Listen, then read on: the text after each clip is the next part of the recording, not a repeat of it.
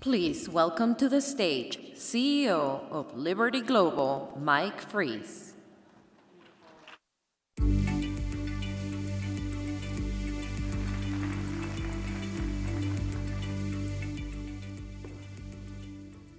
That's a long walk. Hello, welcome. I'm Mike Freese, and I'm chair of the host committee here for the City Summit of America. So I want to welcome you again to Denver, a beautiful spring day in the Mile High City. And it's been a fantastic start to the summit. Every event I've attended has had great energy, great enthusiasm, and I've particularly enjoyed listening to the mayors. Do we have any mayors in the audience today? Raise your hand. A handful, great. Give these mayors a round of applause, please.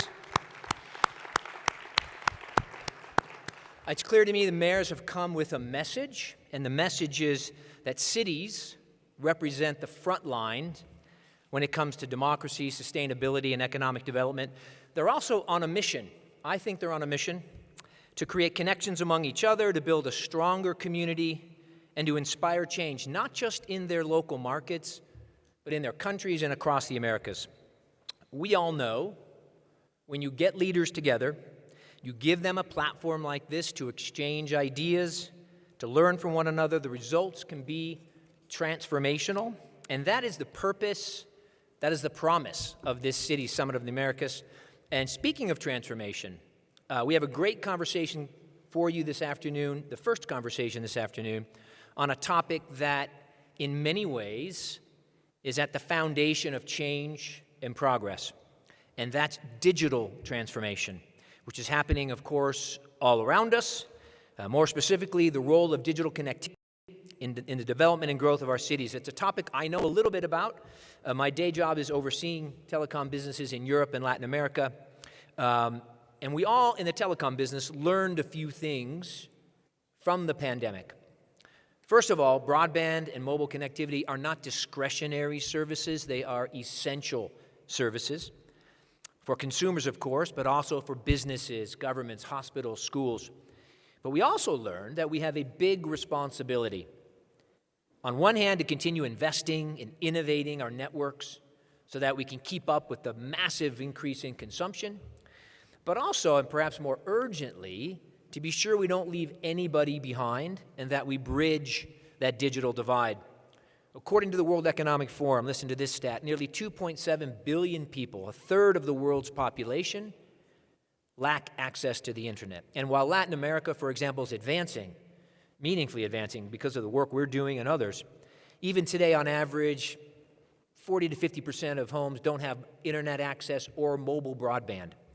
So there's work to be done, and we know that when households have access to reasonable and affordable broadband services, that gets them access to better health care, a bank account, education, and opportunity. And for cities, when they have more advanced digital infrastructure, they can solve real problems around transportation, disaster response, energy, and it makes their communities more resilient and more sustainable. And that's even before smart cities, which I'm sure our next panel will talk about. So the opportunity is substantial, and the responsibility falls on the shoulders of both network operators and government. And we have two incredible leaders to kick off the lunch session here. They're going to address the digital divide. They're going to address public-private partnerships, the future of technology, and much, much more. Let me tell you who's coming on stage. First of all, we have John Stankey, the CEO of AT&T. That's one of the world's largest technology and telecom companies. They generate over 120 billion of revenue, and they serve over 120 million mobile and broadband customers. In the last 4 years, listen to this, AT&T has invested over 140 billion in its wireless and wireline networks. I've known John for a long time. He's an incredible and thoughtful and strategic leader, and he'll have a lot to say. And he's joined, being interviewed by Mayor Kate Gallego from the city of Phoenix, Arizona. She's only the second female mayor in Phoenix's history and one of the youngest mayors of a large city in the U.S. And that city has seen explosive population growth. And one of her key priorities is clearly infrastructure, and she has said that she thinks Phoenix is a technology-forward city. Let's find out. Please welcome to the stage John Stankey and Mayor Gallego.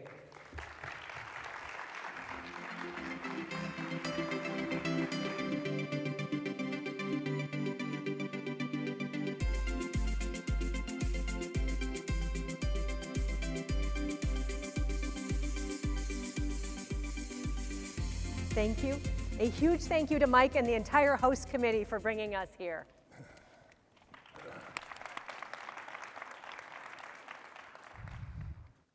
So John, one of the things that brings us all together is connectivity, and hopefully will keep us going after this summit has officially ended. You are very passionate about closing the digital divide.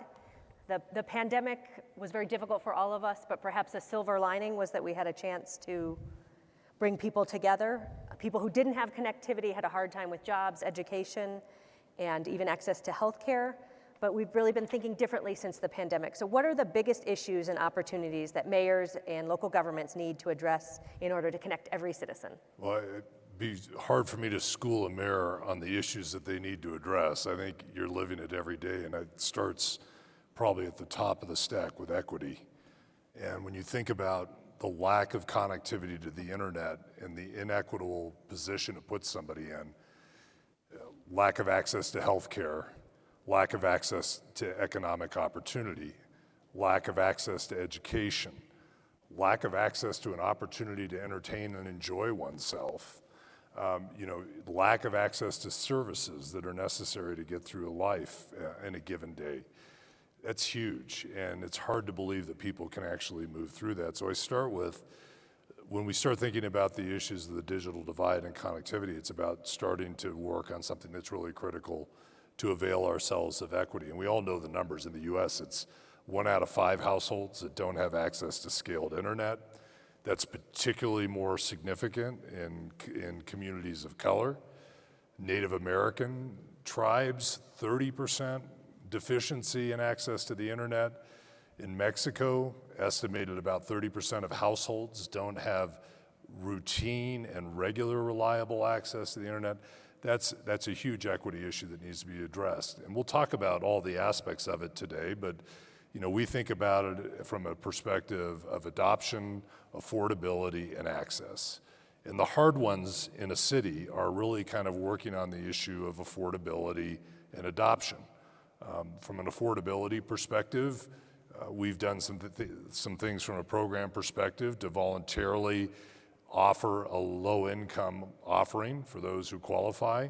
That low-income offering is paired with a federal subsidy, so we put a $30 a month, 100 by 100 megabit service in the market for qualified households.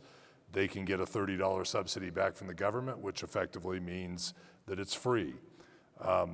The downside of that is sometimes people don't know how to use the internet or don't have the resources and the access to do that. We've built programs from an adoption perspective to educate local community centers, work with partners in the hardware space to bring hardware into homes that possibly can't afford it, pipelines for refurbished goods like tablets that can ultimately make that happen, and then a place to educate individuals. That helps them become more proficient and want to use the internet and understand what it can do.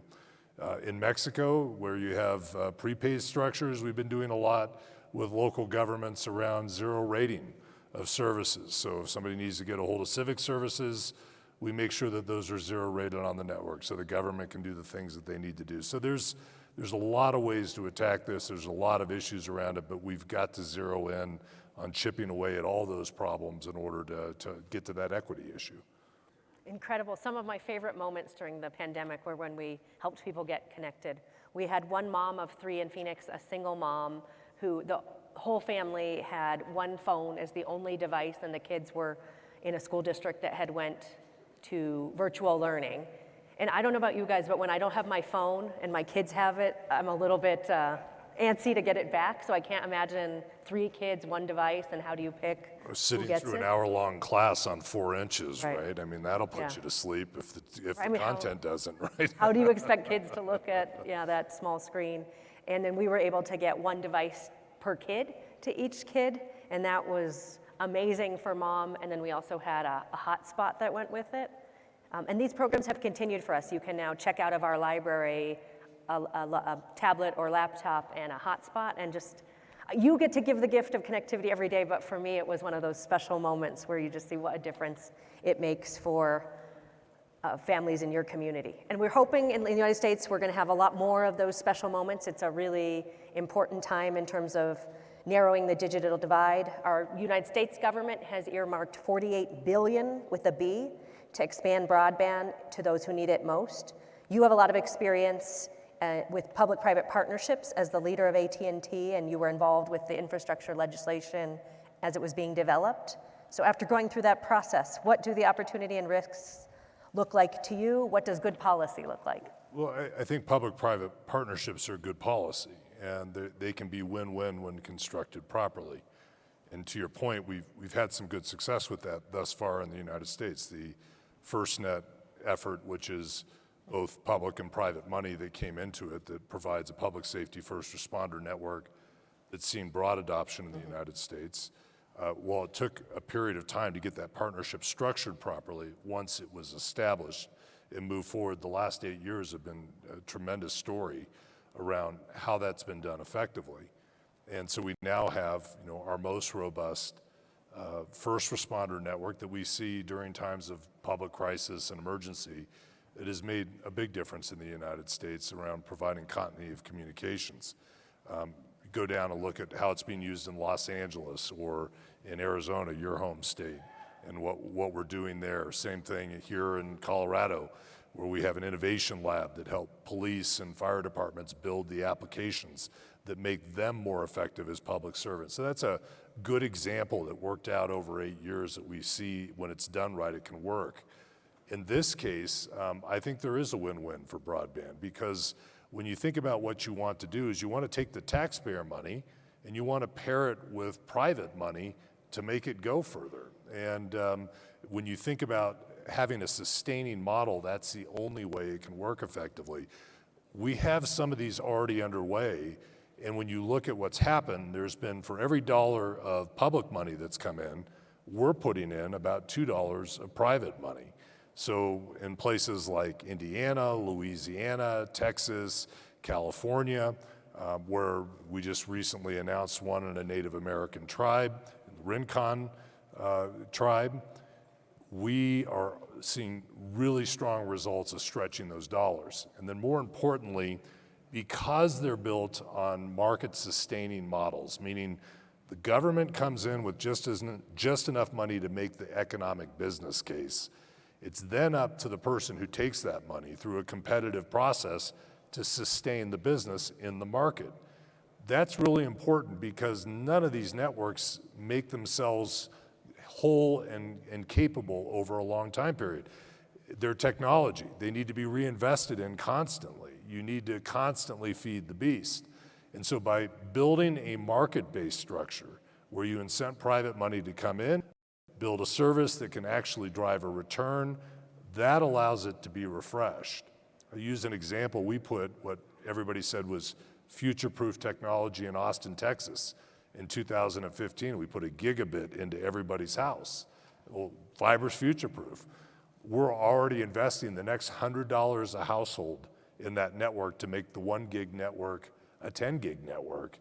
And that will happen again and again about every 5 years. And so it's really important to have that level of sustainability that carries it forward. So I think what we've learned about this is when public-private partnerships work well, there's good incentive structures in them. You're working with companies with scale that can get work done because you want fast deployment. You want the public money to get out there quickly. And if you have it spread too far, it's not only hard to get it ramped up, it's also hard to keep track of it. Tends to be when you can't keep track of where the money went. That's when things like fraud or waste come into play. You certainly want to see the money go to companies that have the expertise and the skills proven in the market to get it done. So again, that money moves into service quickly. And then the last thing I would say is planning's really important. So as you work with municipalities, as you work with government, you plan to make sure that you're getting it done in a way that you can get scale as opposed to patchwork done, because nobody wants a patchwork. With your citizenry, once one person gets it, they probably all want it, right? Absolutely. Everyone wants the best technology the day it becomes available. And we do really appreciate you working with us, because if someone sees construction, they always assume it's the city. And so it's good to know what is coming. For us in Phoenix, we have more acres of parks than any other city in the United States, and a lot of them are mountain parks, and that had just created a lot of holes in our system where there were areas of no service or areas where it was just a few customers, and so fiber with the private sector had not gone in, but having the government bridge has been very nice for us. We have 800,000 Arizonans who don't have connectivity right now, and the overwhelming majority are near freeway corridors, so we're hopeful that we can really make a big difference, because both as mayor but also as a mom of a 6-year-old, that connectivity gives you a lifeline, great educational opportunities, and so much more. And on the public safety side, AT&T is our public safety communications provider, and we just did our biggest test of our system this February. The Phoenix metro area had the largest golf tournament in the country the same weekend as the Super Bowl, so the big football championship, and we had people from all over the world at once, and you never know on the public safety side. It really is a stress test of the system, but Rowdy made it people through. from all over the world show up, so you have to keep them all in order, right? One of the teams that was in the game was best known for climbing streetlights and communications poles, so we had to all sorts of tests of the system to prepare for, but they were great partners and very well behaved, so we made it through. So as we talked about earlier, closing the digital divide is incredibly important because we're going towards a digital-first world, and we don't want anyone to be left behind. How can technology and connectivity improve efficiencies in the way public officials run their operations? And more broadly, how do we make life better for our constituents? Well, I would say this, the future is bright. And if I think about, I'll geek out for just a minute, because I think the layperson tends to think about, well, there's wireless networks, and then there's my home broadband network, and I'm gonna break some news to you. There really is no distinction between these networks anymore. In fact, the foundation of any good network is in an urban metropolitan area is to have a lot of fiber. And then what you do is once you have the fiber infrastructure in, you put different technologies on the end of it. Sometimes it may be a cell tower. Sometimes it may be a connection into somebody's home or business. But really where we're going and what we want to see happen and what will truly be the enabling capability that will open up so much promise for cities is when that dense fiber network gets out there. And there's assets in a city that of course become a great facilitating tool to make sure that that fiber gets deployed densely in a city, in an urban area. And when that happens, it opens up a world of possibilities.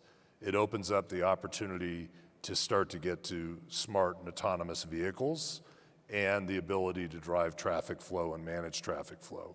So autonomous vehicles will of course drive up density in each vehicle, which will take vehicles off the street, which will improve traffic flows, which will lower pollution, which will bring productivity and effectiveness and efficiency back into a city. But you need that dense network around to have the control points to make all that work.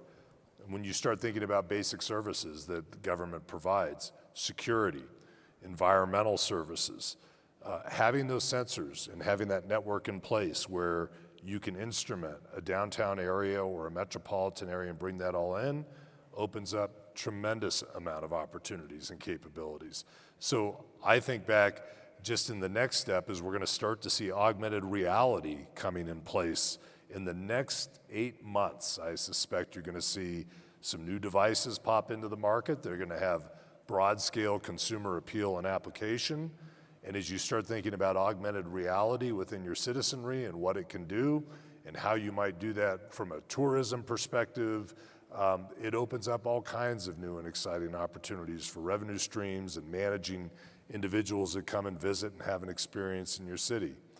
Now, you all look at this and go, wow, that sounds expensive and that, well, I would agree that there's no question that some of this stuff requires a degree of investment.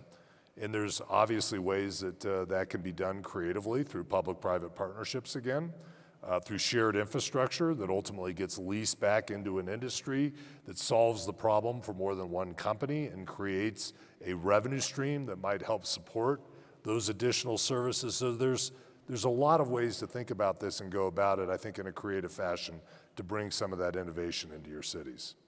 That's very exciting. We just have started with some of our construction workers are getting trained with augmented reality, particularly some of the advanced manufacturing folks, and they put on these headsets and can see a training environment, and apparently it's saving a ton of money versus experimenting on actual training sites. It's been very cool to see. Drives safety way up too, you know, it saves lives, all those things. Our medical schools now are doing some augmented reality training as well, and that gets a more realistic, it's incredible. And 5G has been exciting for us in Phoenix. We are a major city for deployment of autonomous vehicles. A little bit of a mayor brag, we're the first airport to have autonomous vehicles doing passenger service coming in and out of the airport. And how's that wouldn't going? happen without 5G. So when you know with any new deployment there's going to be some bumps, but so far it's been really positive. We were the first Super Bowl community with a autonomous vehicle sponsor, and then it was nice to put us, I think, as a tech-forward city. We want to be a living lab, and we're willing to take some risks to try things. We failed miserably with outdoor air conditioning. We're not going to try that as much anytime soon. But with autonomous vehicles, it has gone generally well, although I cannot convince my father to try one, but I love it. I think If you figure out that outdoor air conditioning thing, let me know. I could use some of that in Dallas from time to time. Yes, absolutely. So I'm sure someone in here has already, so there's another city, another living lab that's already figured it out, and we'll share with that. Going a little bit broader with international connectivity. So the US is doubling down on private sector investment and really in trying to incentivize it. But you have a unique perspective that's relevant to many in this audience, because not only do you run a major broadband and wireless company in the United States, but you also compete in Mexico with a consumer wireless business, which makes AT&T North America's largest network presence. Generally, how would you characterize the state of connectivity across the Americas, and what's working, what's not working? Well, so back to the policy side, I think what you want in any good policy from an infrastructure perspective is something that attracts the dollars for investment. But as I said earlier, it also needs to sustain the level of investment, because as we all know, you build infrastructure and it comes with a replacement cost, and that it's a replacement cost that typically gives every year in some regard, and that sustaining part's really important. And I see things across the America that I think are encouraging from a communications perspective, partly because people have learned the lessons of maybe where the policy needed to be tweaked a bit. Panama, Ecuador, Brazil are good examples of places that have all revised their spectrum policy, for example, to make it less expensive. Why? Because it not only incents people to go build the next generation of technology, but if it's less expensive, it allows them to sustain it and to continue to invest in it moving forward, so it can constantly have new capacity and the latest technology added to it. Mexico, which is a country we operate in, did a very good job of setting up policy to attract foreign investment. We entered into the market in about 2015, and you can see what happens when meaningful investment goes in. Rates for wireless service dropped by about 60% from that period of time to where we are today. We saw nearly a doubling of subscribers in the country. If you looked at the lower socioeconomic strata, it's almost a 5x increase in penetration of wireless services as a result of those lower prices and broader coverage that went into place. But the problem is it has not really sustained itself very well. You're not going to be in a good position if only one player in the market is making 100% of the profits, because ultimately you need to reinvest in the infrastructure. So Mexico, for example, maybe needs to look at the spectrum issue. I think the IFT at Mexico estimated that the costs of spectrum in Mexico are 60% higher than the international average.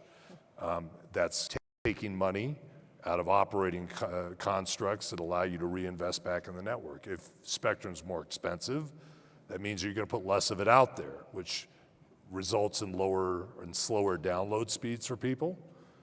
You're going to selectively deploy less of it, which means less coverage. Those things all mean there's probably fewer subscribers, less economic efficiency because the speeds aren't as good. So there's a lot of things from a policy perspective that I think we can still tweak and learn from and see where things are moving along and where other countries have had some success to go back in and try to make sure that those policies are sustainable moving forward. Wonderful, thank you. AT&T's consumer services are offered in the United States and Mexico, but you support businesses that operate all over the world. What's your view on how globalization is impacting companies and municipalities? We're in a really important moment right now. I think it's a tremendous opportunity moment for many of the people in this room. We're going from globalization to regionalization. And anybody who runs a business, I'm not unique in this regard. We've all stepped back and we've said, maybe in some regards in a cavalier fashion, we've been buying goods and services anywhere in the globe we can get our hands on it. And most frequently, it's been driven by where the least expensive option was. That's kind of resulted in some pretty distributed supply chains, and in some cases, based on how the geopolitical environment has evolved, a lot of risk in these supply chains. And in particular, anybody who uses technology in their business and has something that has a microchip in it right now should step back and maybe be a little concerned about what's going on, given the dynamics of how China and the United States, China and other players around the globe are finding a new place to be. And so as a result of that, supply chains are completely reordering where nobody wants them as stretched. They don't want to be as concentrated in a single geography. And I think for North America, given the significance of the size of those economies, and North America and Europe, it means a complete reordering of what's going on. And I think that opens up great opportunities no matter where you are. Now, in order to be competitive for those opportunities, you have to have all the right things, like infrastructure. You need to be able to transport goods and services from where they're manufactured to where they need to be. You need great communications. You need well-trained workforce, all those things that come with it. On the communications side, I go back to my previous comments. If you can offer world-class communication services, low prices around those things, it's going to be a great place for that reorientation of the supply chain to land. If you're not as competitive on those things, it will find a place where it can be achieved. And so I think people should be deliberately thinking about that, because we're going to see a tremendous shift of what's occurring right now, and probably for the better. I think it will raise all boats in North America. I think there's a great opportunity with how the trade flows between Canada and Mexico and the United States have been set up to open up some things. I see the same thing, North America to Europe, as being a very strong channel and corridor moving forward. So I think that's probably the biggest thing we all have in front of us right now. And the best way to do it is what we've seen time and time again. The more cooperation there is, everybody benefits from it. If there's a win-lose mentality going in and somebody's trying to take advantage out of it, then typically it doesn't work out as well. Fabulous. So that's a good opportunity for all of us. Maybe we can bring more and more of the supply chain to the Americas, and hopefully cities can really lead the way on developing those partnerships, those trade routes, and supporting the communication that makes it all possible. Can we give a round of applause to John for an amazing panel? Or Chuck? Wonderful. Thank you. Thank you. Appreciate it.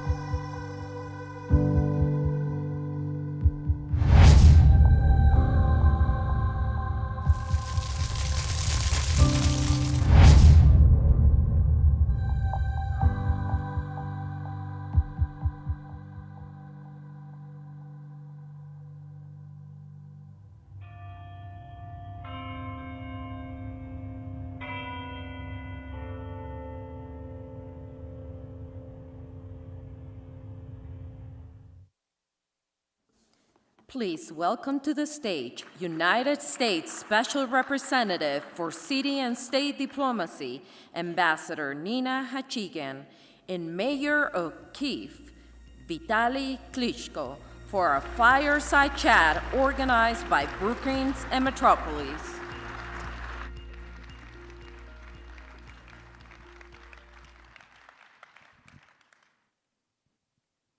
Welcome to you all.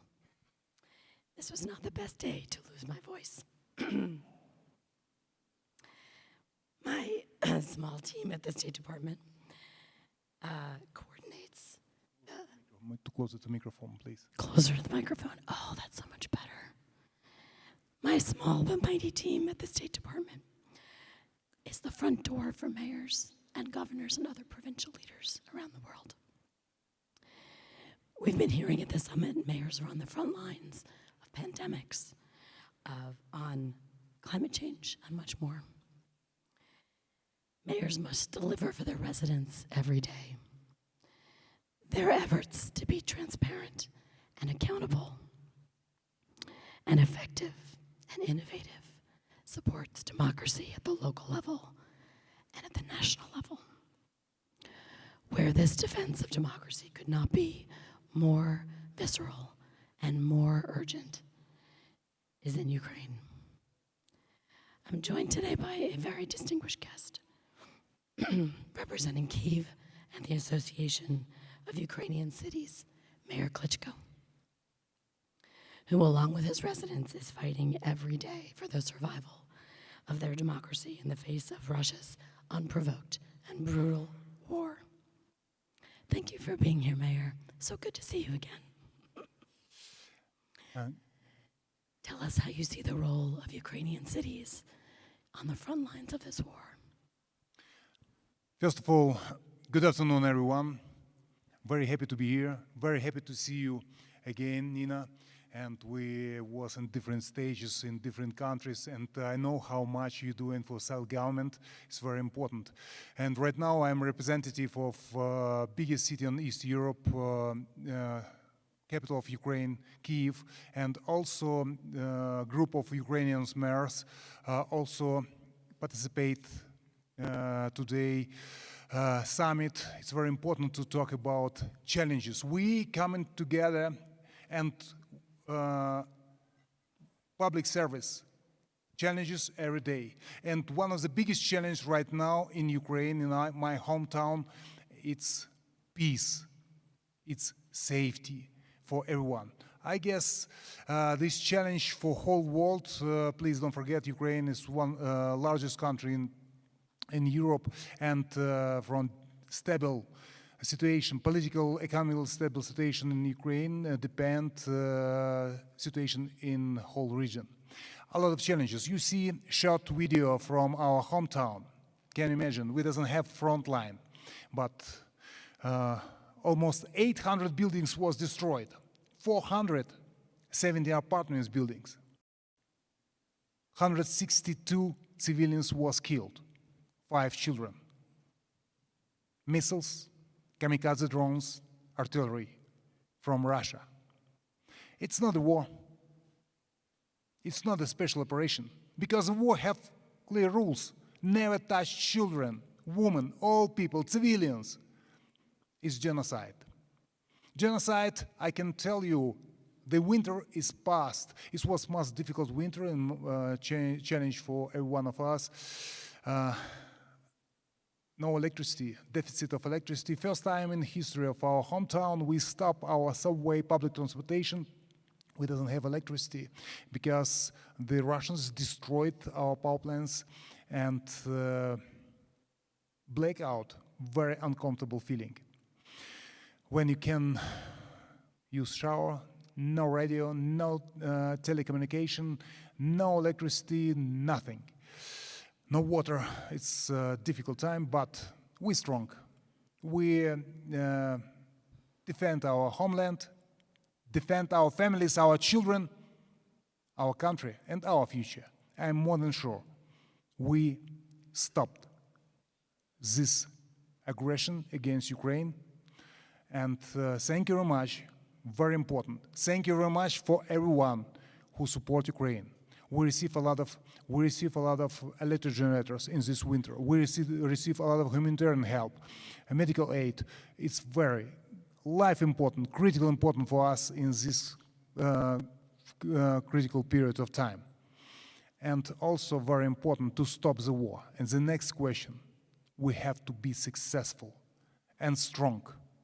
Successful and strong in our economy, successful and strong in our reform, to rebuild the city and also rebuild the country to bring Ukraine to European or world democratic standards of lives.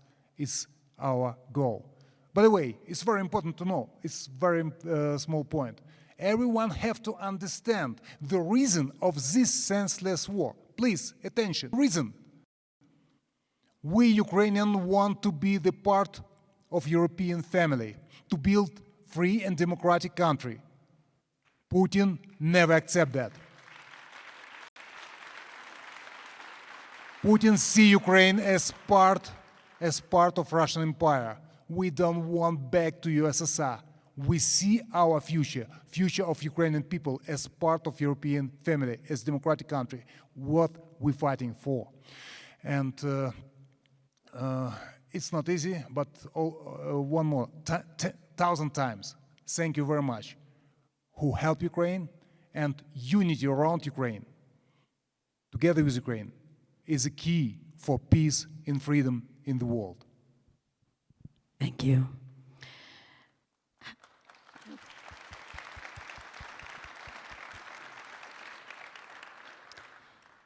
How has the partnership between the people and local government and national government been effective? It's always, in every country, not easy relationship between local government and central government. Sometimes I talking to our colleagues, but in this period of time, it's unity.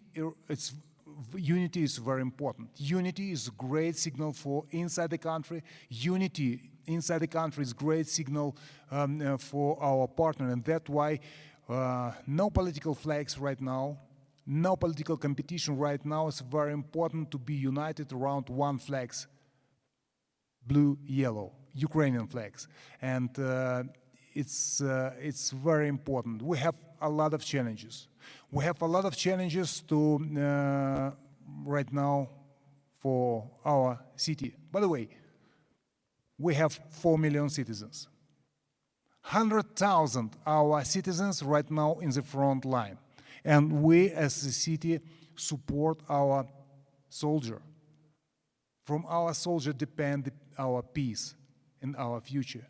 It's very important. Community give so much help, humanitarian help. We collect the money. We send equipment to our soldier, and we thank you very much for everyone who actually with huge risk with his life defend our country. And to be honest, also we have a lot of people already died. And self-government is strong position in Ukraine. By the way, from aggression, interesting information. The self-government is fundament, and from aggression, the Russians soldier hunting and the mayors. 35 mayors was kidnapped. One of them, we take him back, mayor of Melitopol is actually here present in this realm. 35 mayors was kidnapped. 5 until today disappeared. We don't know where is mayors. Maybe he's somewhere in the prison. Maybe he's killed. One mayor actually killed mayor of Gostomel if they bring to help to his people.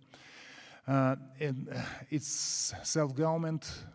It's a base for the country. Self-government have strong position. That's why self-government and communication with our colleagues, with the mayors inside the country, and also to receive the help from outside of the country is critical, important for us.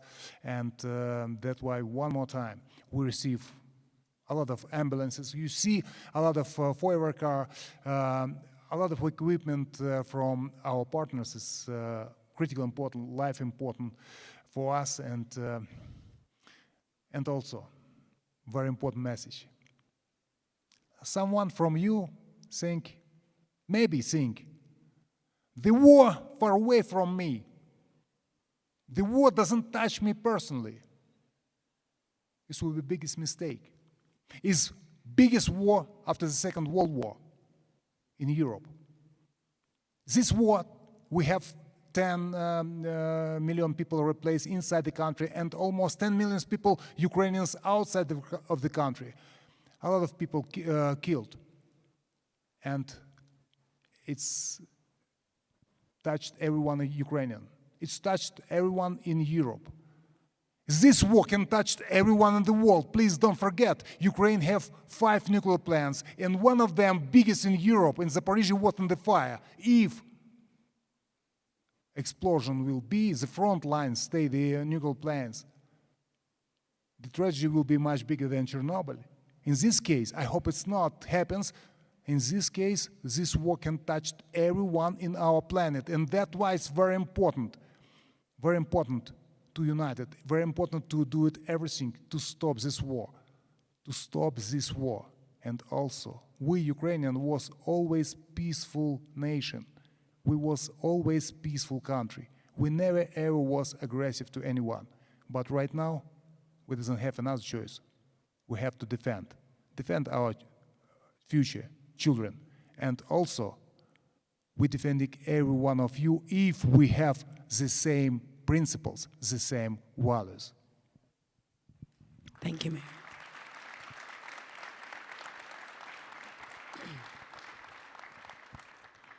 Cities around the world have shown solidarity. They've lit their monuments in blue and yellow, and some of them have collected aid to send to Ukraine. Has that been helpful to you? Without help, thank you for your question. It's a very important question. Help from around the world. Without your help, we can survive. Honest. Difficult. Difficult because a lot of challenges. Difficult, we need the help. The economy destroyed. The infrastructure destroyed. The country is destroyed. I was just a couple of weeks ago, and I visiting in the front line. It was a couple of weeks ago in the east of Ukraine. It's amazing. It's horrible feeling. You drive hours long in the road, and all villages and all cities, ghost villages, ghost cities, empty, no people, and behind every empty window, family, homeless, no jobs. The big tragedy. Millions people is displaced in Ukraine. It's we have to do it everything what we can to stop this war, and that's why it's very important to have a feeling you're not alone. I explain, we're fighting for our future, for our vision, for democracy, for our principles, and very important to be strong, very important to be successful, and very important to show result and to help the people. Thank you one more time. We receive a lot of buses, ambulances, fire car, humanitarian help, and we receive also great support from United States defensive weapons. I tell defensive because we defend our country, and without your help, it will be difficult. And unity with Ukraine, around Ukraine, is the key for peace and freedom. And I hope everyone understands that, and it's very important for everyone to help and to do it, to stop, kill the people, stop this war. And in our dream, to bring peace back to Europe. And not easy challenge, but I know from my previous career very well. No fight, no win. You have to fight for your vision. You have to fight for your dream. You have to fight for your city. You have to fight for your family. You have to fight for your future. We're fighting, and it's our homes. And I'm more than sure, with you, with your help, we stop this war. Unity around Ukraine is a key for peace. I told that.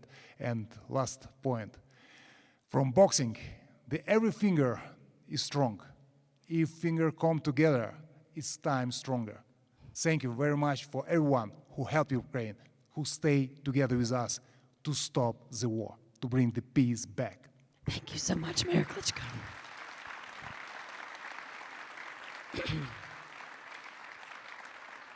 The United States will stand by Ukraine for as long as it takes. Thank you. Thank you, Nina. I know it's difficult was for you. You lose the voice. But anyway, quick recovering, please. And we make the next year, or maybe in tomorrow, after tomorrow, the next session in the stage, and you will be okay. Speak well. Thank you. Thank you.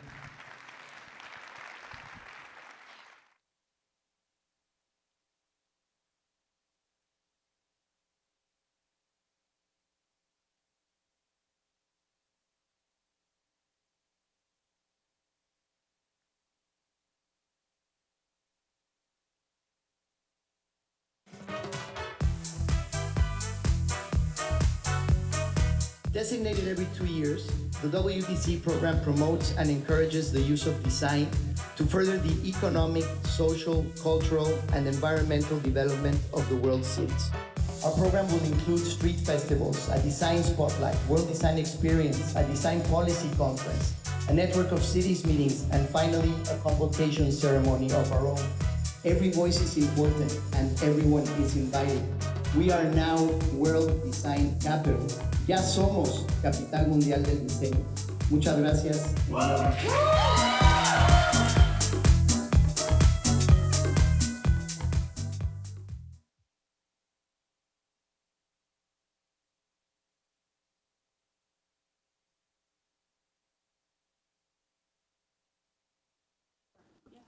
Please welcome to the stage Secretary General of Metropolis, Jordi Vaquer, Mayor of Tijuana, Montserrat Caballero, Secretary General of the United Cities and Local Governments, Emilia Saiz, and Mayor of Des Moines, Cownie, for the Exploring the Role of Cities and City Networks within Traditional Multilateralism panel organized by Brookings and Metropolis.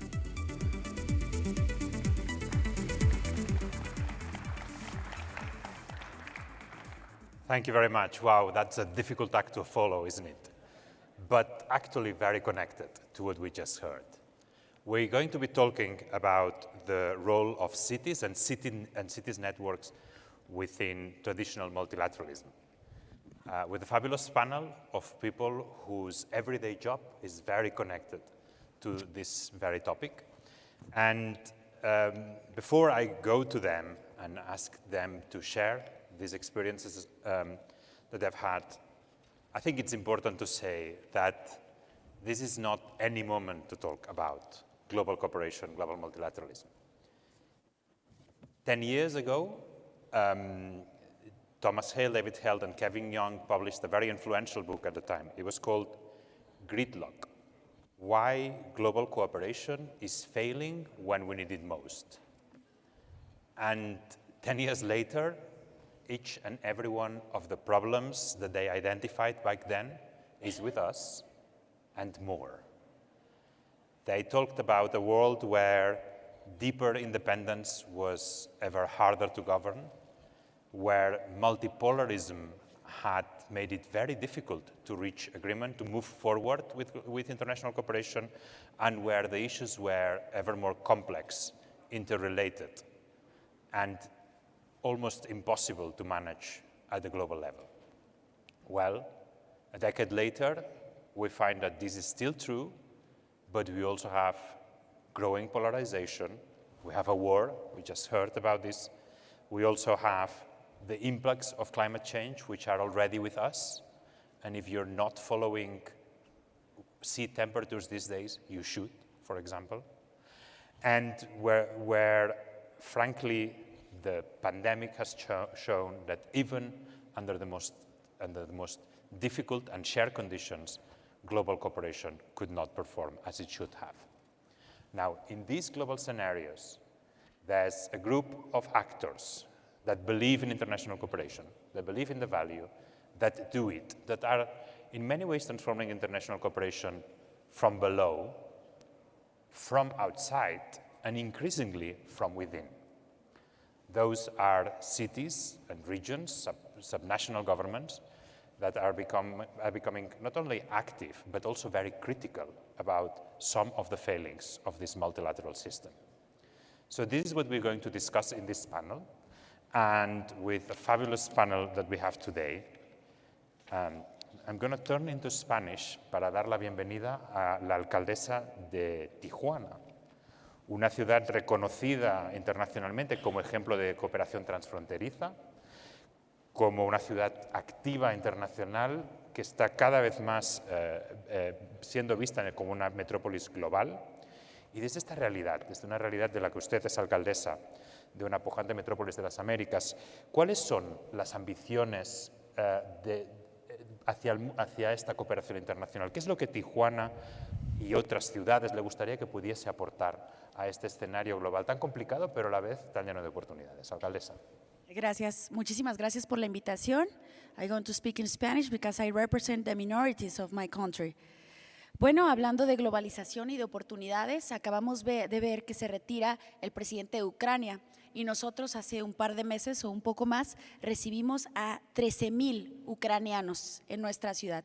13,000 ucranianos que deseaban, si bien es cierto, pasar a Estados Unidos, pues fueron recibidos en esta ciudad, en esta puerta de Latinoamérica, donde en conjunto trabajamos para que ellos tuvieran las comodidades, la dignidad y sobre todo la seguridad como ciudadanos del mundo. Porque en Tijuana, hoy por hoy, no vemos ciudadanos de países o ciudades, vemos a ciudadanos del mundo. Y la prioridad para nosotros es recibirlos con dignidad.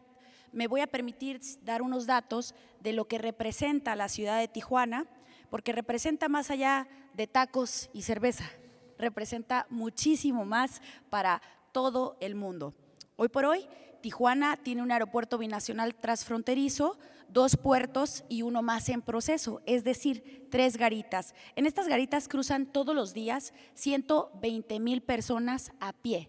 Todos los días, 120,000 personas a pie, cruzan 6,000 vehículos de autotransporte para importación y exportación y también cruzan más de 58,000 vehículos. Eso es lo que hacemos en Tijuana. Tiene una importante número de empresas internacionales, etcétera. Y Tijuana es el mayor puerto fronterizo mexicano de Estados Unidos. En Tijuana, el 5% de la gente que vive en Tijuana trabaja en San Diego, trabaja en Estados Unidos. Por lo tanto, las remesas que Tijuana recibe por parte de Estados Unidos pues son las número 1 a nivel país. Y para nosotros es muy importante dar a conocer que en Tijuana, con el trato digno, con el trato humano, podemos hablar de esta globalización, de este entendimiento entre naciones, ya que recibimos también a mucha gente de Latinoamérica, hoy por hoy venezolanos, haitianos, también recibimos a diversos grupos, porque no vemos nosotros solo ciudadanos, sino entes globales. Por eso es importante para nosotros comentarles también que recientemente Tijuana se ha convertido en la capital mundial del turismo de salud en materia dental, bariátrica, plástica, ortopedia, oftalmológica y neurología. Y aprovechando que seremos la capital mundial del diseño, hoy por hoy es la primera vez que Tijuana y San Diego van como región. No van como ciudades apartadas, vamos a esta sede de la capital mundial del diseño en conjunto, porque tenemos un ADN binacional. En Tijuana se viven las dos culturas, las dos regiones como una sola. Y mucha gente hoy por hoy no conoce Tijuana. Así que aprovechando que seremos la capital mundial del diseño, pues me permito decirles por qué ganamos. Fuimos San Diego y Tijuana en este concurso contra Moscú y lo ganamos porque somos una región única y práctica, porque la practicidad con la que se cruza y se vive todos los días a ambos lados de la región nos potencializan a ser la cuarta economía más importante del país, de nuestro México. ¿Qué impacto vamos a tener? Bueno, nos vamos a posicionar bajo el ojo del mundo del diseño en todos sus ámbitos, en el arquitectónico, en el cultural, gastronómico y en algunas ramas de las artes, porque es importante mencionar que para mucha gente todavía no hay el entendimiento de que vivimos en razón del diseño. El diseño es sumamente importante en todos los sentidos, tan es así que estamos hoy prácticamente sentados en un foro internacional. Entonces, nuestro compromiso como entidad fronteriza es compartir un eslogan de una ciudad y un país para todos, donde no vemos las diferencias y sobre todo atendiendo a los derechos humanos, a la dignidad.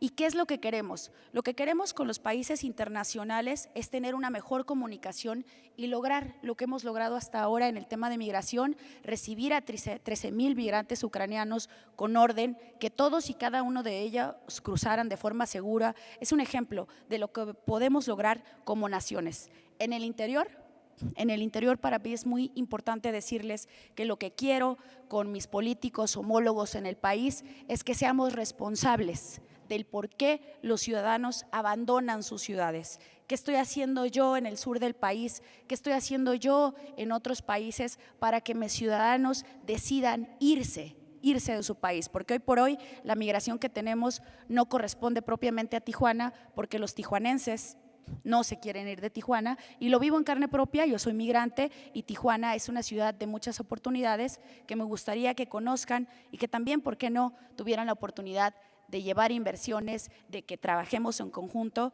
por la dignidad y humanización de todos. Muchas gracias. Gracias, alcaldesa. Qué ganas de ir a esta área binacional. And how inspiring to see that cities do not wait for states to solve these issues, that actually act, and actually even beyond the borders in ways that are totally unexpected.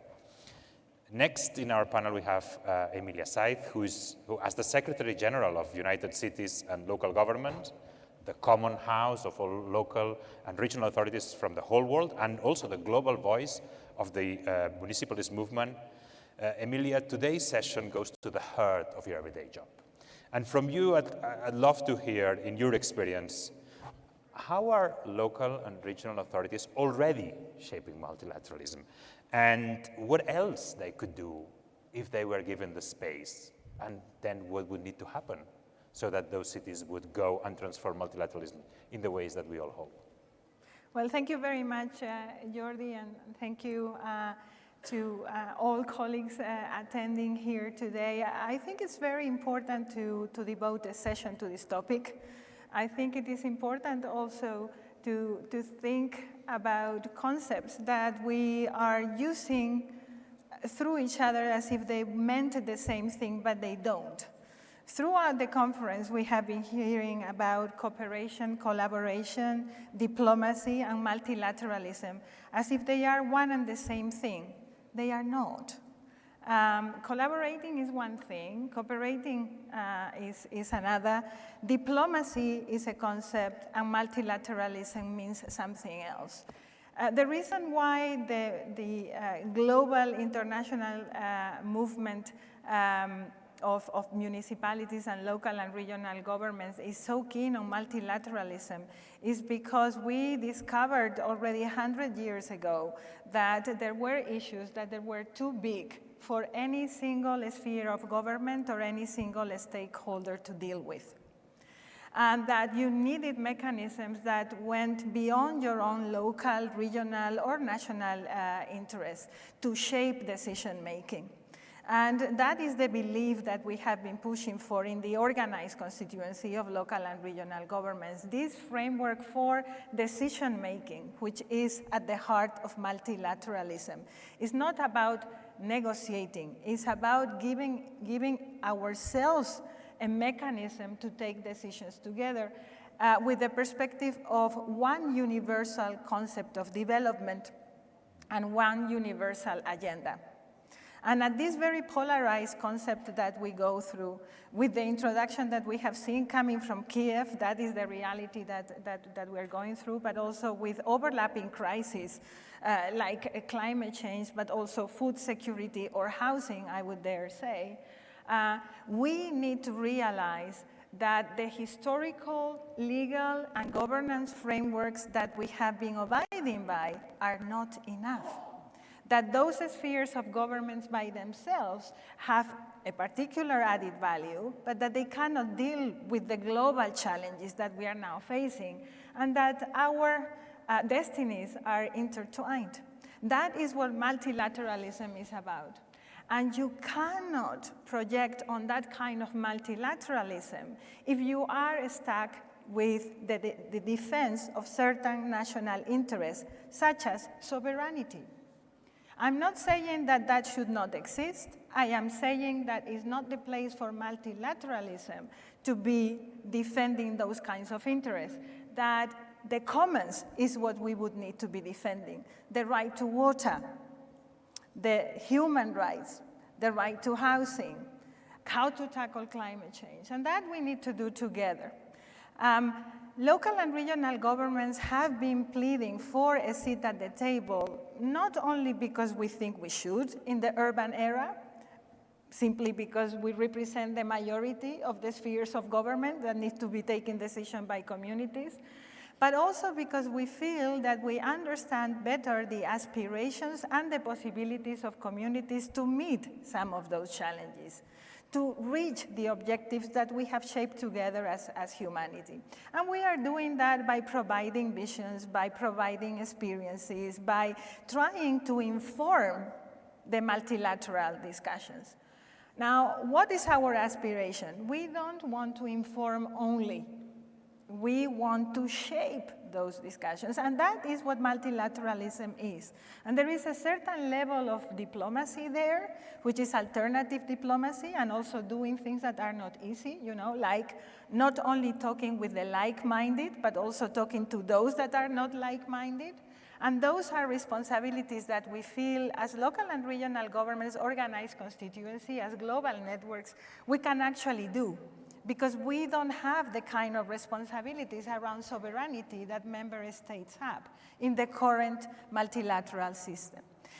There are good news coming up. I think we are at a moment where not only our voices are more heard, and this conference is a proof of it, but also where mechanisms are being shaped.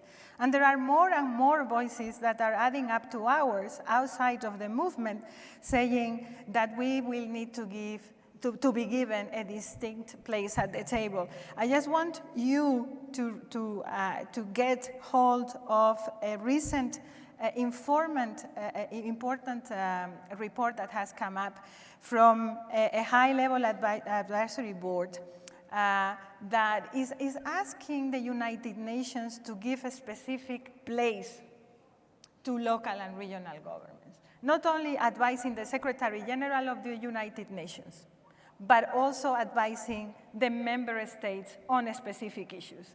And migration, Mayor, is one of those issues where we think we should have a place. So what we are doing is trying to influence. What we want to do is to shape. That is the basic difference between the two moments that we are going through. And as organized constituency, we have a responsibility around it, a responsibility of creating a collective agenda that goes beyond the individual agendas of cities that are very legitimate and need to exist. But I think as networks, Metropolis, ICLEI, and others, we need to shape the collective agenda that can actually transform the multilateral system. That is our hope. And it's a shared hope, I think, by many in this room, but also, I suspect, by Mayor Frank Cownie from Des Moines in Iowa, United States. In this session, Mayor, we've heard from the mayor of Kyiv, and now we heard from the mayor of Tijuana. We will hear just after this from the mayor of Bogota, all very large cities, members of Metropolis. But there is also very important roles that intermediary cities, mid-size, even towns in some cases are playing internationally too. And you, as a mayor, have been very active internationally in ICLEI, that's a well-known role, also in Mayors for Peace. And I'd like to hear from you, why is it important to you and your citizens that the mayor of Des Moines would go and spend all this energy, all this political capital in this international work? And how do you think this is reshaping international cooperation? Well, thank you for the acknowledgement. I will tell you, as I sit up here with the mayor of Tijuana and UCLG, it's all of us working together that are going to make a difference. And I've got to tell you, I'm proud to represent my citizens from Des Moines in an international discussion, because we have thoughts, we have dreams, we have hopes, we have wishes. We don't have all the answers we'd like to think we do, but often the way that we get them is sharing with others and having that open dialogue, that open discussion, if you will, about the events of the day, the events of the future. What are our opportunities? What are our risks? How do we address those? How do we look at them? And having a bilateral, multilateral, if you will, opportunity to discuss is so important. In my positions, with ICLEI as presently the global president of ICLEI, representing nearly 2,500 cities from around the world, we're having that discussion about how areas of this world are affected by climate. What's availability of water, food sources, jobs? What's the future look like? How do we plan, not only for today, but as Native Americans would say, for the next 7 generations, and quite frankly, for the next 1,000 years? Can we do that? Can we work together to come up with a solution? I also serve as the global vice president for World Mayors for Peace. We're having a discussion, and as we listen to the previous gathering or discussion before us about what's going on in the Ukraine and how we all feel about that at the local level, and do we want that to ever happen in our local government and to our citizens, to our businesses. It will adversely impact their future, not only of us today, but future generations. How do we work together to resolve those? And with the U.S. Conference of Mayors, I serve on their executive committee. We've got about 1,400 members to that. But again, it's all of us working together and trading ideas. Have we been successful? In many ways we have. We have a local government voice in the United States that has communicated with Washington and said, hey, guess what? Whether it's climate issues, and the same with ICLEI around the world, guess where these events happen? They happen to us locally. They happen in Tijuana. They happen in Des Moines. They happen in Paris. They happen in Rome. They happen in Africa. They happen everywhere. It's all of us working together and thinking together and planning together that are going to make a difference. And I will tell you just a quick, brief story. I remember in 2012, those of us that were around for the 2009 COP in Copenhagen, man, did we have hopes that something great was going to happen. Yes. We were all hoping and praying and working together and talking to media everywhere. But what happened? Well, there's a lot of intentions and discussions, but really nothing happened. And in 2012, I was meeting with the ICLEI Global Executive Committee. And we were talking about the new protocol that was coming up following Kyoto. And the UN was going to come together to talk about drafting a new protocol. When would that happen? They said, well, maybe the next time after this committee, we want to get it out and let local government have their voice. Well, when's that going to happen? I raised my hand. He said, well, probably first or second quarter of 2015. And we'll get that out to you, this draft, and we want your local government input. I got to tell you, I stood up and said, no! That's 2.5 years from now. We can't sit back. We can't let happen what happened in Copenhagen. All of us have to work together, and we need to start today. And I pointed out, I said, there's the mayor of Paris. I'll bet he knows a head of state.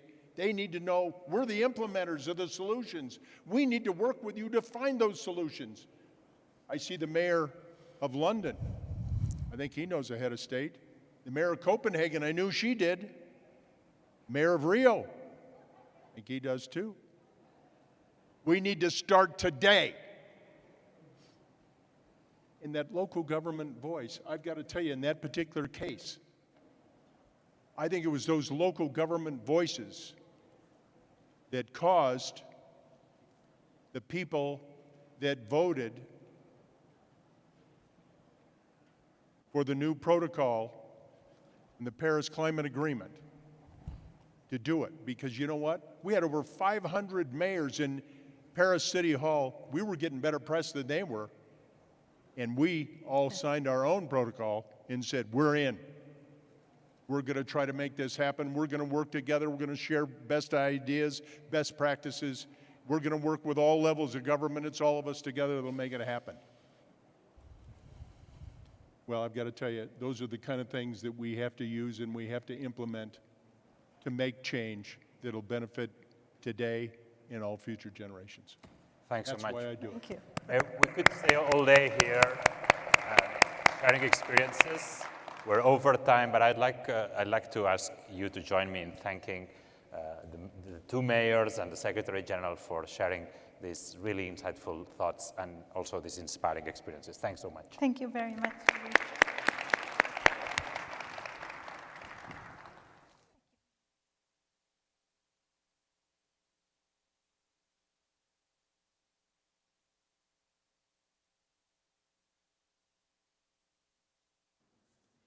Please welcome to the stage Senior Fellow at Brookings Institute, Tony Pipa, United States Ambassador to the United Nations, Linda Thomas Greenfield, Mayor of Bogota, Claudia Lopez, for the Elevating Local Leadership and Global Priorities panel organized by Brookings and Metropolis.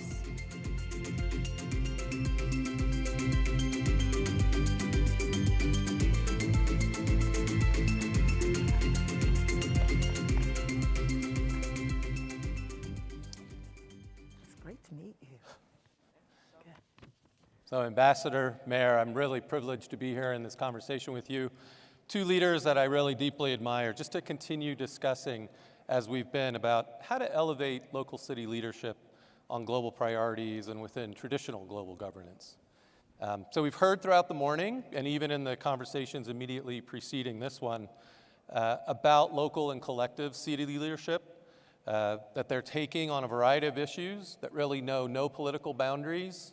Issues like peace and security, climate change, public health, pandemic response, migration. And these are also the major issues that take up political attention within the traditional multilateral system at the United Nations and other global fora. So in our conversation, I'd really like to just explore the connection between this city's work and this local leadership, their national governments, and also the traditional multilateral system, and how we might better leverage the local leadership that cities are making. So Mayor Lopez, let me start with you. Under your leadership, Bogota has been a very active member of the global community of cities working on these transnational issues. For example, you've made a strong commitment to the Sustainable Development Goals. You've adapted that framework to your local context. You even recently released a voluntary local review, so a progress report on the SDGs, and yet Bogota wasn't a party to that agreement. I mean, it was your national government. So tell us about what is the value for Bogota as a city in using and fitting into a global agenda like the SDGs to advance your local priorities, an agenda that was, really agreed to under the traditional multilateral system. Well, thank you so much, Tani. It's such a great pleasure and honor to be with Ambassador Linda here and with all of you. So, the future of humanity is the future of cities, period. Half of humanity live already in cities. 80% of them will live in cities. That has to be still built, that we can influence and decide how to build the cities according to the SDGs, according to the climate change challenges, according to the social justice challenges that our societies, particularly in the Global South, have. So I think we have this commitment. The SDGs is not only, there is no way Colombia can achieve SDGs without Bogota. We are 25% of Colombia's GDP. We are, together with the metropolitan region of Bogota and Cundinamarca, a third of Colombia's GDP. In the cities such as Bogota, in any city in the Global South, half of the emissions came from the transportation systems in cities.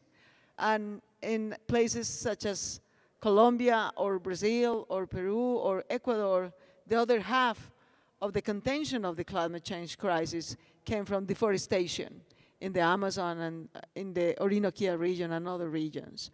So reforesting regions, regreening cities, building multimodal, clean modes of transportation, and managing circular economies, that's how we're going to achieve the climate change goals. Scientific knowledge tell us that for sure. So we need to measure our achievement and our commitment, not only in words, but with clear investments, public and private investment, public-private community partnerships to achieve these goals is the only way we're going to achieve it. That is why we decided to put in Bogota our inclusive social and green development plan. And we put forward, we ask and request to be measured in our investments and goals and achievements in these SDGs. Because we are citizens of the world, not only citizens of Colombia. And we need to commit to save the planet. But to save the planet in a way that we have a clear order, particularly in the Global South, and also made an agreement with the Global North, which is we need to take care of people first.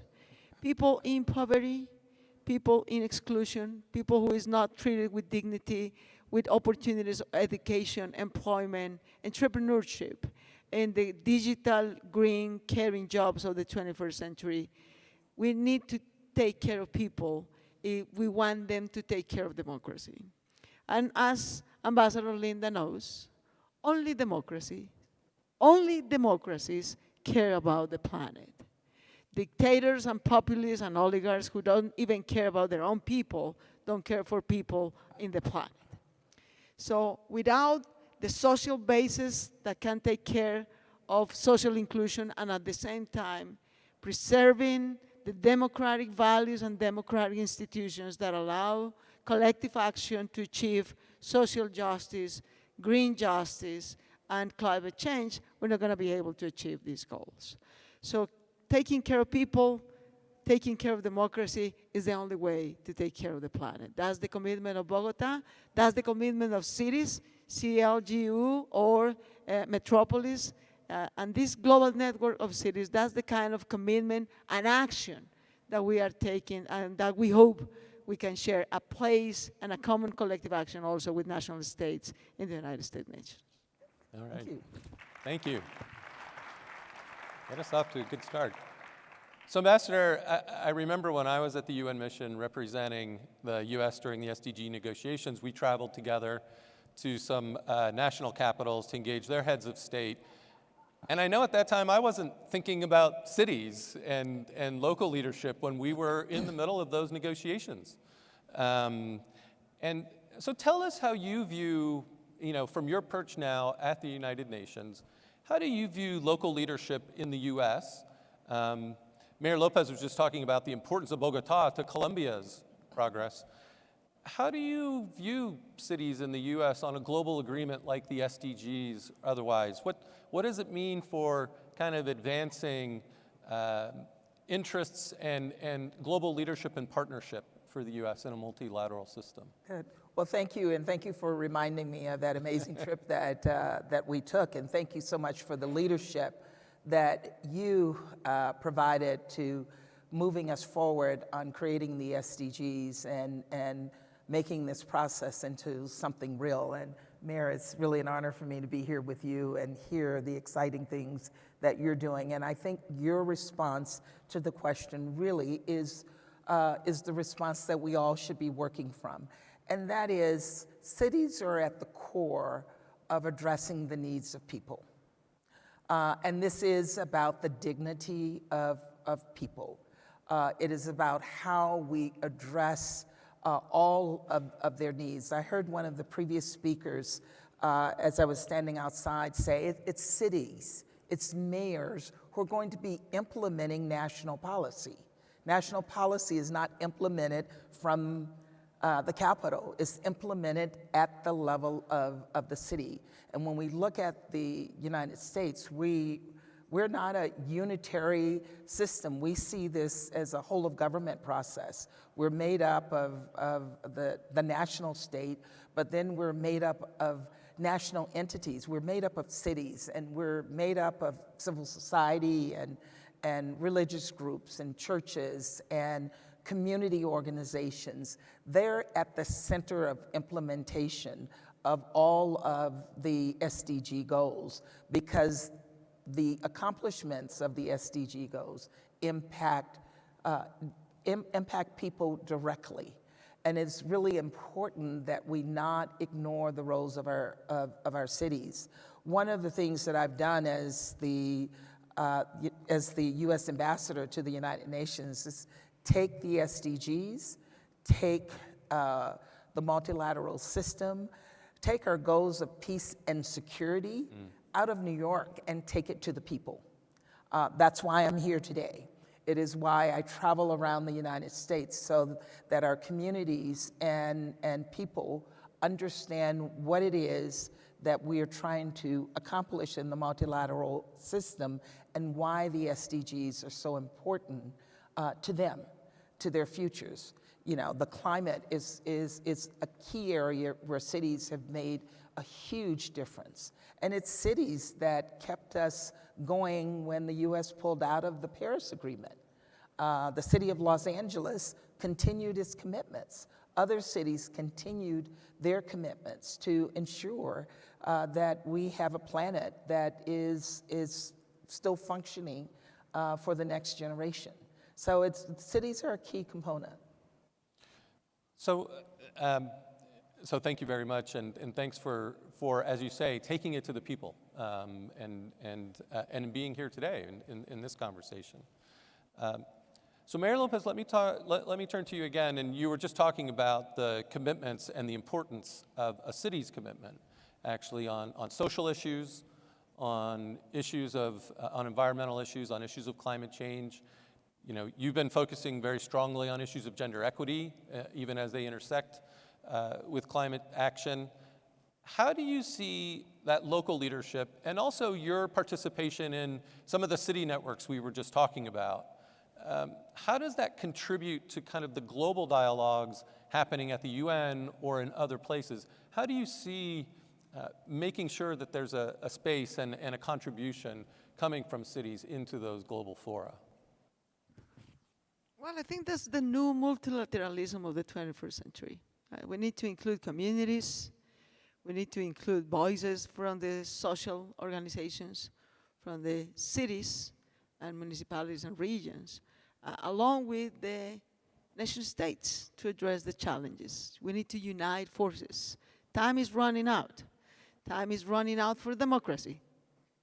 Time is running out for climate change and for sustainability. So we need to work together in actions, not only to share rooms, not only to share sessions, but actually to share investments and actions that change the course so that social inclusion, democratic values, and environmental sustainability, as much as social sustainability, is actually built in our cities. I think we all want, if you ask people around the Americas, we have a great opportunity here. Yesterday night in a Financial Times roundtable dinner, we had a very good perspective. This is the more democratic region in the world. It's the Americas, it's Latin America. Right? This is the region, you're not gonna find that democratic values and regimes in the Middle East or in Africa. It's here. And it's at the same time the most urbanized region in the world. In the global south is this region, is Latin America, is the Americas. So every one of our citizens, they wanna live and prosper and grow in the town they were born. You can be sure of that. Venezuelans love Venezuela. They want to stay there and to prosper there. But we need to build the opportunities in Venezuela and in Colombia and in Central America and in the Caribbean and in Latin America to have a decent, prosperous, inclusive life. And to share the institutions, both in the market and in the economy and in politics and democracy, that will allow that. So there are some specific actions, I think, that we can do to pursue this goal. I think it's time, and I'm sure Ambassador Linda will be crucial in promoting that voice, as much as Secretary of State Blinken, that we're gonna meet also here in this. It's a time for the new peaceful social Green Deal for the Americas. And we can build it right out this summit, with a plan for specific investments, specific actions to be taken in the next 15 years. So that at the same time that we achieve the SDGs in our cities and in our towns and in our countries, we build peaceful societies in which our kids and youth people is not engaged in violence, but in creation and innovation. Our women are not overburdened with unpaid care work and domestic violence, but as free of that overburden by social services that take care of the kids and families and elder members of our, or persons with disabilities in our families. And that care is provided by the government and by the private sector rather than by the poverty of women. We can do the community public-private partnerships to create the new entrepreneurs and the new jobs of caring, services, telecommunications, IT, public transportation, which is green, so that we have opportunities for employment, entrepreneurial opportunities in our cities. But it requires local investment, national investment, and multilateral donors and banks investments in these kind of projects right now. And that's, I think, achievable, perfectly achievable, if instead of making the Summit of the Cities and the United Nations Assembly of the National States, we come together at least, twice a year, not only to listen to each other, but actually to agree on plans and investments and funds that can support this kind of investments in our cities and in our world. So these kind of actions, we're close together. Never ever a mayor or a governor speak before the United Nations Assembly. We did it 2 years ago. Never ever we have a summit of mayors in the Americas. We have it now. Yep. So we are making progress, as Emilia was saying before, but it's the time. We have this tiny window opportunity to concrete these new scenarios, this new communication and working together in a new multilateralism, in a new peaceful, green, and social deal for the Americas. All right, thank you. Well, and building on that, Ambassador, we were even speaking backstage about how important it was for this group to come together and for it to be cities. So I'd like to ask you sort of a similar question that I just asked Mayor Lopez, but from your perch within the multilateral system. I mean, you're at the UN, you're in New York, you're working with your counterparts there. What's your perspective on how we best leverage this kind of collective action from the local level? And you were speaking about it in the US.